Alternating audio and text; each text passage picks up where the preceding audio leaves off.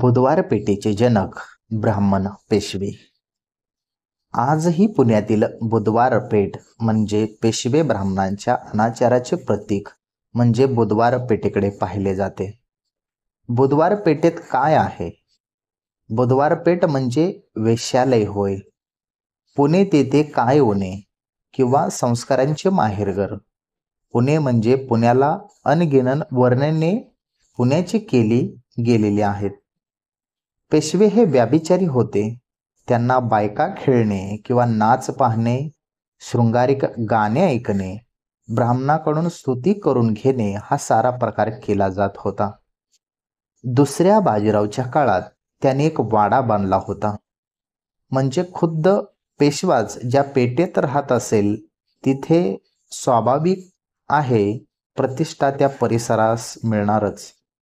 सन 1788च्या सुमारास इंग्रजांचा वकील याच पेठेमध्ये राहत होता. बाजीरावाच्या खास मर्जीतला म्हणून त्रिंबकजी डेंगळे याने सुद्धा याच बुधवार पेठेत आपला वाडा बांधला होता. काही मंडळी पेशव्यांच्या अंधपतनास झाकण्यासाठी या बुधवार पेठेत राहणाऱ्या स्त्रियास कलावंतिनीचे घर म्हणतात. पण खुद्द बाजीराव पेशव्यांच्या नोंदीमध्ये नोंद काय ती पाहो. बाजीराव म्हणतो, आम्ही घर बांधून त्यात कलावंतिनी बिराडासारख्या ठेवल्या आहेत. ते आमचे घरास 9,500 रुपये लागले असत. लौकिकात ते घर कलावंतीचे म्हणतो, परंतु ते घर आमचे कलावंतींचे नाही.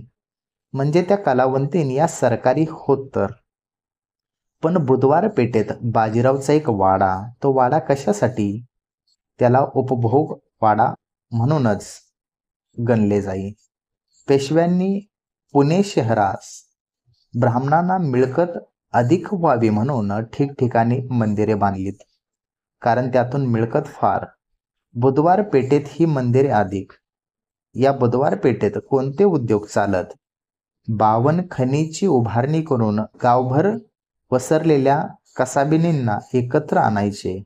पुणे शहराचे वर्णन याचे लेखक ना.वी. जोशी म्हणतात की खाजगीवाल्यांनी म्हणजे पेशवा ब्राह्मणांनी हे फार वाईट काम केले. कारण या बस्ट बायकांचे अनुकरण इतर बायका करू लागल्याने घरच्या बायका आणि मुले बिघडू लागली. बुधवार पेठ हा पेशवा ब्राह्मणांचा व्यभिचाराचा अड्डाच बनला. लेखक रा. कुलकर्णी असे म्हणतात की कलावतींचे ताफे ह्या पेठेतच होते. एका जुन्या कागदात 36 कलावंतींची नावे आणि त्या कोठून आल्या याची नोंद केली आहे. त्यामध्ये तेलंगणाहून आलेल्यांची संख्या अधिक आहे. मिठा नायकीन, रहीमती, नुरा नायकीन, हिरी, गुलाबी यांना पुणेकर म्हटले आहे. बिना नायकिनीची जुना काशीवाली, जमुना नायकीन मुंबईवाली, वासंती उज्जैनवाली, दिल्लीवाली, याबरोबरच सातारा, सावनूर, गुजरात, औरंगाबाद तर या भागातून आलेल्या कलावंतींची नावे आहेत. या साऱ्या प्रकाराला कलाश्रय म्हणावायचे की नैतिक अंधपतन. बुधवार पेठ ही कारणाने परिचित होती. पण पेशव्यांच्यासाठी रचलेल्या लावण्या हे सुद्धा पेशव्यांच्या नैतिक अंधपतनाचे बोलणे चालणे पुरावेच होय. याचा एक मसला पाहू.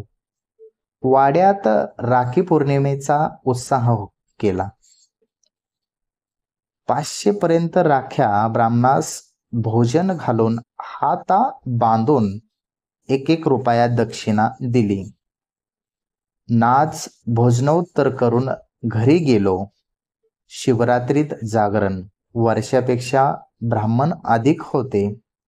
दर ब्राह्मणास पुतळी दिली. श्रावण मासाच्या संख्येचे यादी आला ही पाठवली आहे. म्हणजेच पेशवे ब्राह्मणाला कलावंतींचा नाच पाहण्याचा परवाना सुद्धा. ब्राह्मण हे पेशवाईमध्ये असे अंधपतित झाले होते हा याचा पुरावाच होय. आजही पेशवेकालीन लावण्य हे अत्यंत विभास व शृंगारिक मानतात.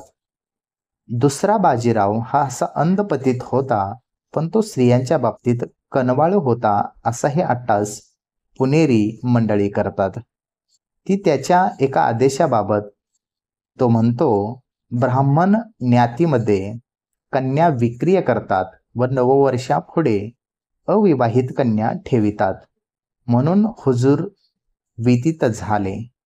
कन्या विक्री करू नये व नवीन वर्षी अविवाहित कन्या ठेवितात म्हणजे रखील ठेवणे होय. म्हणून याबाबत बाजीराव हा चिंतित दिसतो, परंतु त्यास केवळ ब्राह्मण जातीचीच काळजी होती, संबंध स्त्रियाबद्दल नव्हती. ब्राह्मण लोक हे स्त्रियांना विकत होते हा बाजीरावापर्यंतचा धाकला होय. मनुस्मृतीमध्ये स्त्री हा क्रय वस्तू आहे, उपभोग वस्तू आहे असे म्हटलेले आहे. बाजीराव रत्नागिरीमध्ये कुणबिनी अधिक विकत घ्याव्यात असाही आदेश काढतो. म्हणजे बाजीराव स्त्रिया विक्रिय करू नये, मात्र कुणबिनी म्हणजेच दासी विक्रिय करावा असा सर्रास आदेश काढतो. त्यामुळे पेशव्यांनी अंधपतनाची संपूर्ण तयारीच केली होती. पेशवे ब्राह्मणांना लग्नाचा फारच नाद होता. तसे पेशव्यामध्ये वंशिक दोषही दिसून येतो. पुत्रप्राप्तीच्या बाबतीत ते वाटेल ते करताना दिसतात. सर्वच पेशव्यांनी अनाचार तर केलाच, पण अधिक लग्नाच्या बायकांचा तापाही उभा केला.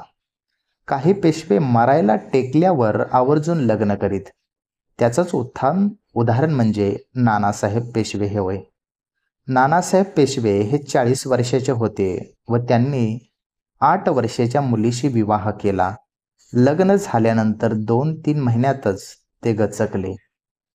पुरुषांचा बालविवाह होतच असे, पण पहिली स्त्री मरण पावल्यास दुसरी बायको म्हणून देखील 8 किंवा 9 वर्षाची मुलीशीच लग्न करीत. त्या काळी हुंडा पद्धतीही होती, त्यामुळे पैशासाठी वादही होत. त्यापैकी नाना फडणीस हा इसम फारच बिलंदर होता.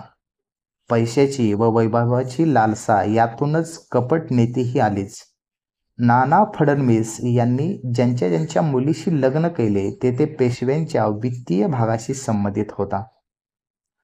आपल्याला पैसा लुटता यावा यासाठी नानाने अशा ब्राह्मण अधिकाऱ्यांच्या मुलींशी व्यवहार भाग म्हणून लग्न केली.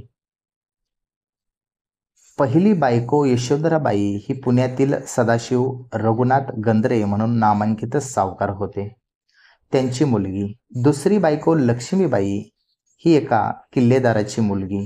दुसरी बायको अन्नपूर्णाबाई गाडगीळ या संपत्तीवानाची मुलगी. चौथी स्त्री राधाबाई ही सुद्धा बिडार म्हणून पुण्यातील मोठे सावकारांची मुलगी. पाचवी स्त्री आनंदीबाई ही वैद्य म्हणून पेशव्यांकडे कारकून होते, त्यांची मुलगी. 6वी यशोदाबाई ही पेंडसे म्हणून पेशव्यांच्याकडे कामाला होते, त्यांची मुलगी. 7वी स्त्री म्हणजे अन्नपूर्णाबाई ही परांजपेंची मुलगी, तेही पेशव्यांचेच कारकून. 8वी स्त्री भगाबाई ही रत्नागिरीतील पेशव्यांच्या कारकुनांची मुलगी. नाना मरण पावले तेव्हा ती 14 वर्षाची होती. ती नानाच्या 14व्या दिवशी मरण पावली. 9वी स्त्री जेवाबाई ही गोपाळ भट्ट वंशपायन यांची कन्या. नाना मरण पावले तेव्हा तिला यौवन दशाही प्राप्त झाली नव्हती. ती बाई 1852च्या नंतरही जिवंत होती. नाना गेल्यानंतर नाना फडणवीसांची एक स्त्री इंग्रजास पत्र लिहून कळवते की माझ्या जीवाला पेशवाईपासून धोका आहे. त्यांचा माझ्या पतीच्या संपत्तीवर डोळा आहे. तेव्हा मी पुण्याला राहू इच्छित नाही. इंग्रजांच्या संरक्षणात पनवेल येथे राहील. म्हणजे ब्राह्मण स्त्रीला पेशव्यांवर सुद्धा विश्वास नव्हता. अलीकडे एक वृत्त छापून आले होते की नाना फडणवीसांनी इंग्रजांना कर्ज दिले होते. नाना फडणवीसांनी शेतकऱ्यांचा पैसा लुटला, इंग्लंडला पाठविला. पेशव्यांच्या अंतर्गत कलहामुळे इंग्रजाकडे तो ठेवला. तो पैसा आजही परत आला तर शेतकरी कधीच आत्महत्या करणार नाही, एवढा गणगच्च तो पैसा आहे. याचा अर्थ पेशवे हे इंग्रजांना आपले शत्रू कोणत्याच अर्थाने मानत नव्हते. एका पत्रात असे इंग्रज अधिकाऱ्याने पेशव्यांना 11 रुपयाची सोन्याची गाय भेट दिली. नाना फडणवीस इंग्रजाकडून वेगवेगळ्या भेटवस्तू म्हणून मागवीत. त्या पत्रव्यवहारांचा खास संदर्भ पेशवाईच्या अंताशी आहे. पण पेशवे ब्राह्मण हे कधीच इंग्रजांचा दोष करीत नव्हते. वेळ प्रसंगी ते ब्राह्मण आपल्या दरबारातील स्त्रिया या इंग्रजांच्या अधिकाऱ्यांस उपभोगासाठी देत असे. अशा इंग्रजांच्या अवनवरा संततीस पुण्यात महाराष्ट्रात बऱ्याच आहेत.